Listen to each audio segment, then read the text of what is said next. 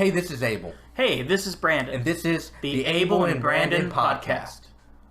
We want to thank everybody who's listening to us today. So please, like, comment, and subscribe. Thanks.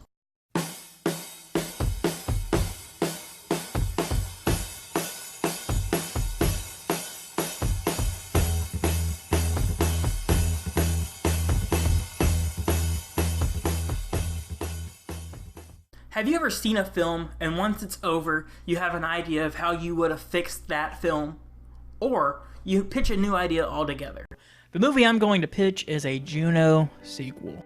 Juno, yes. You remember that movie from like 12 years ago? Yes, I remember that, Juno. So it was like a little indie hit, and it kind of was nominated for Best Picture. I think Ellen Page was nominated for Best Actress. But did she win anything? No, but it was a good movie. I know this might be like a weird pick, but I think I have a pretty good idea for a sequel. So I would have the movie set 12 years, so it would be set now, 2019. And I would have it be everyone come back.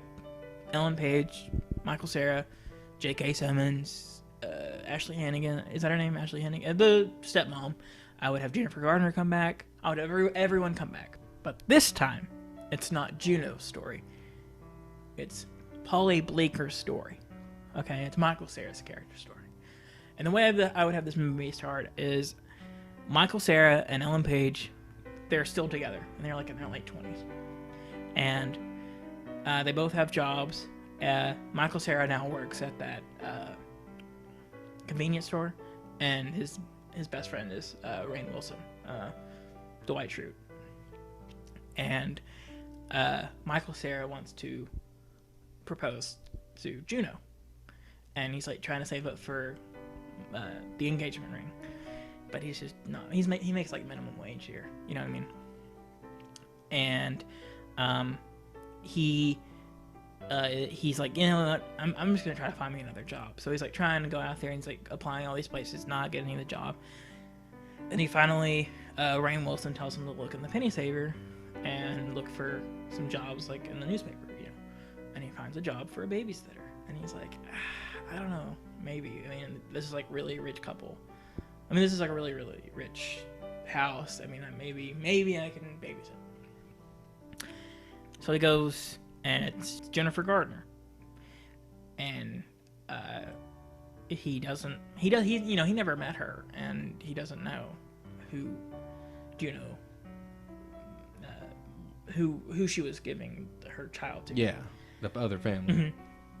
Mm-hmm. So obviously they had a son, and I would have the son be played by Jacob Tremblay. You know who that is? No. Have you seen the preview of like Good Boys? Yeah, like a kid movie that just coming out. It's the main kid in that, and he kind of looks like Michael Cera, and I want him to play him because he's also Canadian. I think it'd be and he kind of resembles him in a lot of ways. Yeah. But I would have the movie where Jennifer Garner, she's like a little bit hesitant at first, like, I don't know about this guy babysitting my son. They immediately hit it off. Like, they have like a really great connection. And he's kind of like a dick at, like, the kid's like, why do I need a babysitter? I'm 12, you know, and all this. And he's like, I don't know, it's all good. And over time, Michael Cera, throughout the movie, he starts kind of like picking up on things, like they kind of have similarities and stuff, and it kind of becomes like a Big Daddy kind of film. Like he's kind of becoming a more mature person throughout the story. And I would also have like a side plot of Michael Cera. He has like doesn't have like a good relationship with his own father, and I would have his father be played by Steve Carell. Steve Carell? Because he was in a movie a few years back where he kind of played an asshole and like kind of a dick. So I would have him kind of play his dad.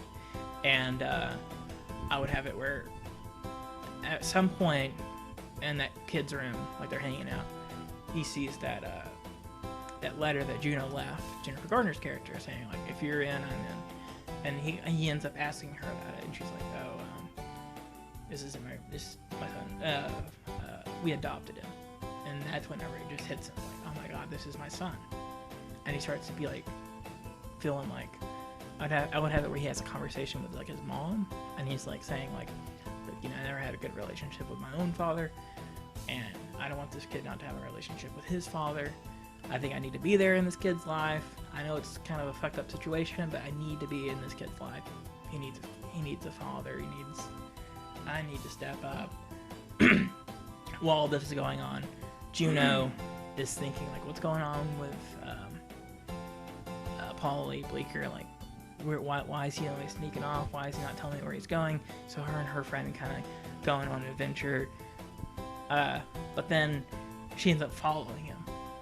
Yeah. And then as she's driving, she starts like recognizing these places. Like, oh my god, where is he going? What the fuck's going on? And then she ends up there. And she's like, what are you doing here? And then they end up having like this long conversation. And Jennifer Garner finds out what's going on. And she's like, Juno? And all this stuff. And then Juno sees her son for the first time since the, hospital. And since the birth. And she kind of has this like moment of like, oh my god, And it have like a weird conflict thing at the end.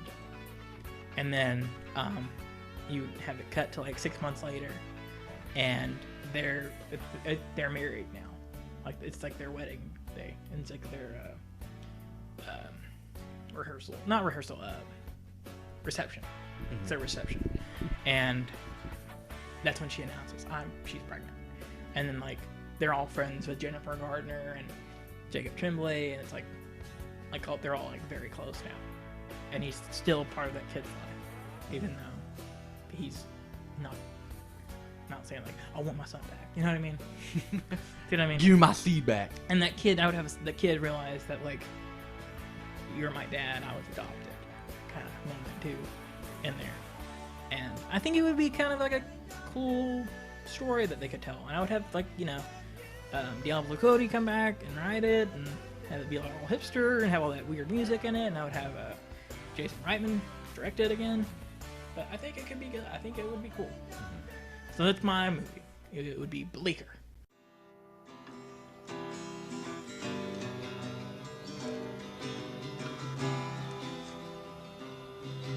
You're a part-time lover and a full-time friend. The monkey on your back is the latest trend. Don't see what anyone can see in anyone else. But here is a church and here is a steeple. We sure are cute for two ugly people. Don't see what anyone can see in anyone else. But both have shiny, happy fits of rage. I want more. Now, you have Fix It. I have fixed it, Brandon. And what movie are you fixing? I'm going to fix Jumanji. Jumanji with Robin Williams or Welcome to the Jungle? Welcome to the Jungle. Okay. When I first heard Welcome to the Jungle, that's the first one, correct? That came out? Yeah, it's the second Jumanji, one. Welcome to the Jungle. Yeah, Welcome to the Jungle. I would have even done that.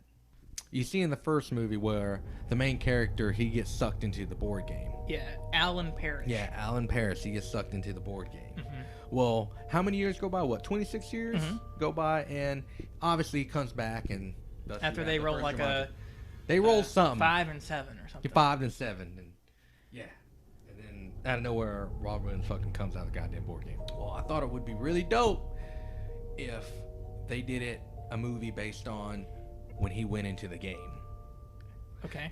But it's not like all these stages and you have 3 fucking lives. I wouldn't do all that. It would be shit. like him literally in the jungle. Yeah, literally in the jungle. In Jumanji. Mm-hmm. He's in Jumanji, basically. Mm-hmm. So you can do it to where, like, he gets there and he doesn't know what the fuck is going on, right? And it's just him trying to survive for a whole minute. And I thought it would be cool if, like, he comes, he goes through all these obstacles. You can do a thing with the monkeys. You can do a thing to where remember how in the first movie he knew it was a stampede.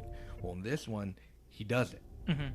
He finds out what a stampede is. Yeah. And then would you have, I forgot the character's name, but the hunter or whatever. Yeah, I'm going to get to that, but like, I thought it would be cool to introduce some other characters, like a tribe or something. And they don't really speak, right?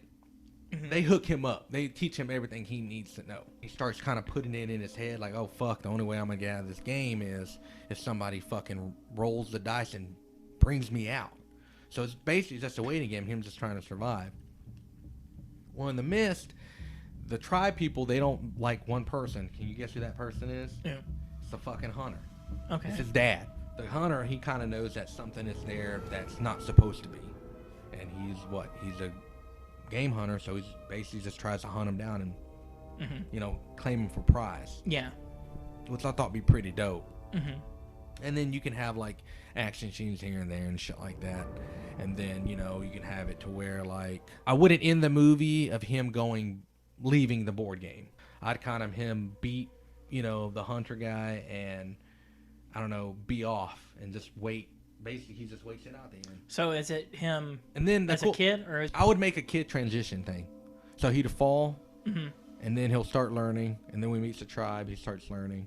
And then as he's learning, saying learning a lot, he grows. Yeah.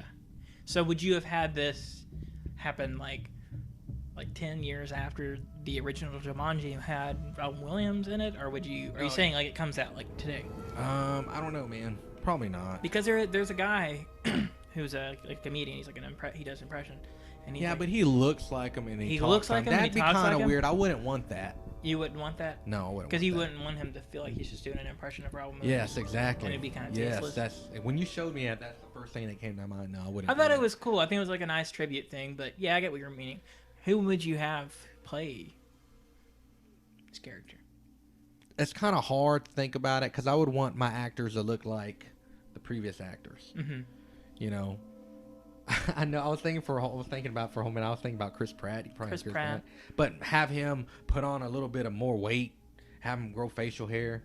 Shit like that. Not play the Star-Lord character like people are used to him playing. Play a whole different fucking character. Mm-hmm. You know what I mean? I was thinking maybe like you're probably gonna hate this. Like Joseph Gordon-Levitt, maybe. I mean, or, I don't know, man. Because I want some. That's kind of. Like I said, I want to kind of keep it with the original movie. So that to me, that's a huge difference to me, man. Mm-hmm. Difference.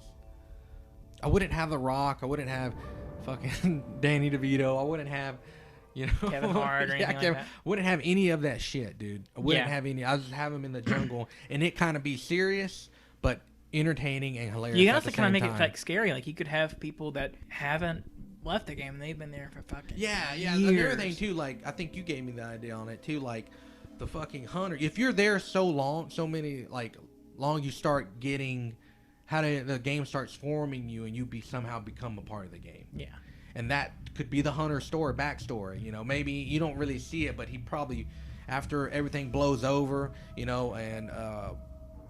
the main character gets away from, in the final act, he goes back to his cabinet and he pulls open up a fucking cabinet and he picks up a fucking picture, and it's him. It's him with his family when he used to be outside of the game. It could be. Shit. Do you remember how at the very beginning of Jumanji it was like 18 something? Yeah. And it's like, we gotta bury it. Like, what if he was like, I've been here since I was 6 or something? Yeah. Like, shit, man. Yeah, like fucking crazy. Yeah. And it's not even him anymore. It's just that's what I'm saying. Yeah, that's what I'm saying. Like the game takes. He doesn't even remember. Yeah, exactly. Yeah. Is, Yeah. But I think it'd be a cool concept if they did that. Yeah. Better than, I mean, I like Welcome to the Jungle more than you did, probably. Yeah, I didn't really like that much. I think that would have been like so much better. You're right. Don't you think it would be? What would you have called it? Would you have called it Jumanji 2? Would you have called it Welcome to the Jungle?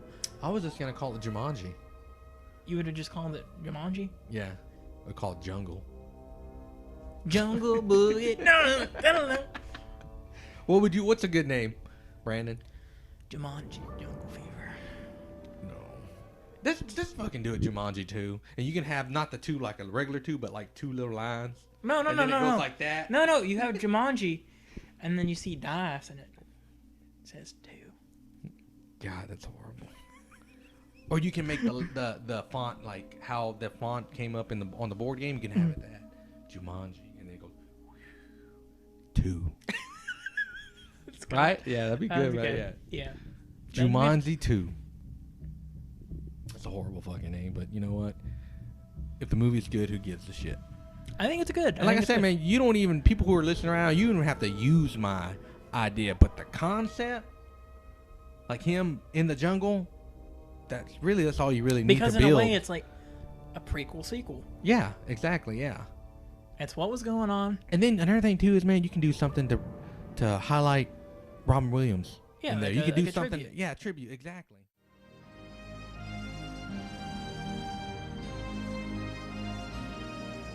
Thank you, boys.